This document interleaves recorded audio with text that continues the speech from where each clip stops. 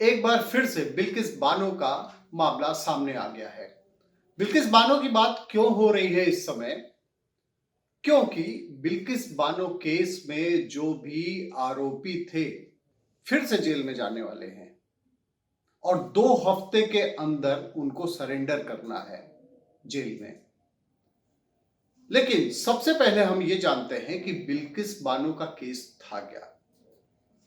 बिल्किस बानो का केस ये था कि 59 लोगों की हत्या कर दी गई थी गोधरा में ट्रेन जलाकर। अयोध्या से दर्शनार्थी वापस जा रहे थे, लेकिन गोधरा में कुछ लोगों ने ट्रेन जलाकर हत्या कर दी थी। उसके बाद पूरे गुजरात में दंगे फैल गए थे चारों तरफ, और दंगे की ही चपेट में बिल्किस बानो का भी परिवार आ गया था। 14 लोगों की हत्या कर दी गई थी, जिसमें से बिल्किस बानो के परिवार के 7 लोग थे। यह मामला था 2002 का। उस हत्या के बाद में पुलिस में एफआईआर काफी दिनों तक नहीं लिखी गई। काफी प्रयास करने के बाद जब पुलिस में एफआईआर दर्ज की गई, पुलिस ने इस केस को बंद कर दिया और यह कहा कि जो आरोपी हैं वो ढूंढे नहीं मिल रहे हैं। फिर मामला मानवाधिकार आयोग में गया, फिर सुप्रीम कोर्ट में गया और सुप्रीम कोर्ट में जाने के बाद में फिर सुनवाई शुरू हुई और इस केस में केस फाइल किया गया, क्रिमिनल केस, एफआईआर दर्ज की गई और इसकी फिर से शुरुआत हुई इस केस की। लेकिन फिर क्या हुआ? इस मामले की सुनवाई जो हो रही थी वो गुजरात में हो रही थी। बिल्किस बानो एक बार फिर से सुप्रीम कोर्ट पहुंची और उन्होंने केस को ट्रांसफर करने की मांग की।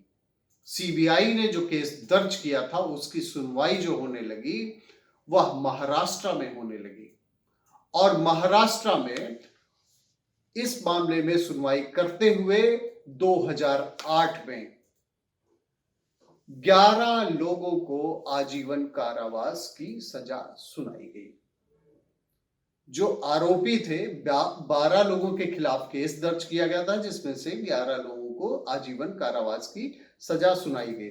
उसके बाद ये केस चलता रहा और सजा पाने के बाद में जो आरोपी थे वह जेल चले गए। गुजरात में उनको जेल भेज दिया गया। लेकिन इसी बीच में क्या हुआ कि उसमें से एक व्यक्ति जो जेल में था, जो आरोपी था, जो सजा याफ्ता था, राधेश्याम भगवान शाह, यह चला गया कोर्ट और उसने मांग की कि उसकी सजा माफ कर दी जाए। और पहले वो गुजरात हाई कोर्ट गया। गुजरात हाई कोर्ट ने इस मामले में केस को रिजेक्ट कर दिया। फिर सुप्रीम कोर्ट गया। कोर्ट ने कहा इस मामले में सरकार ही निर्णय ले सकती है।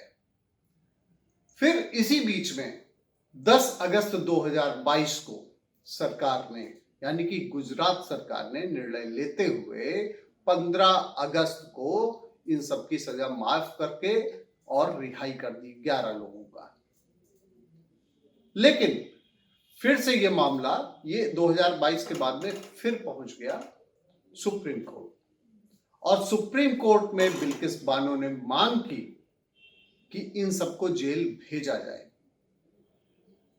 और मामले की सुनवाई जब हुई तो उसमें टेक्निकल पॉइंट केवल फंसा, क्योंकि आप इस बात को समझिए कि सजा दिया था महाराष्ट्र की सरकार, महाराष्ट्र की कोर्ट ने सजा दी थी सीबीआई की जांच होने के बाद में।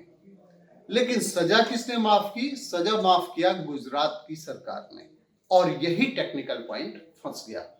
सुप्रीम कोर्ट का कहना था कि जिसने सजा दी है वही माफी भी दे सकता है। गुजरात सरकार ने जो सजा माफी किया वो अपनी पॉलिसी के तहत किया कि 14 साल की जो सजा काट चुके हैं उनकी सजा माफ की जा सकती है, लेकिन 15 साल की सजा ये लोग काट चुके थे और यही टेक्निकल पॉइंट जो फंसा ये 11 अपराधियों के लिए, उसमें उनको फिर से जेल जाना पड़ गया।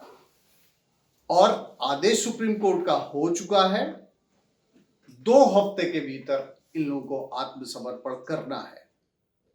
अगर आप यही समझिए, अगर यही सजा माफी महाराष्ट्र सरकार के द्वारा की गई होती तो ये फिर से जेल ना जाते, जितने अपराधी जो इस समय अपने घरों पर रह रहे थे और जिनका सरकार ने माफ कर दिया था, गुजरात सरकार ने। तो ये था बिल्किस बानो केस में क्यों फिर से 11 जो अपराधी थे, जो सजा याफ्ता थे, वो फिर से क्यों जेल भेजे जा रहे हैं। इसमें टेक्निकल जो एस्पेक्ट था उसको इस वीडियो में एक्सप्लेन किया गया है। बहुत बहुत धन्यवाद आपका, आपकी खबर देखने के लिए।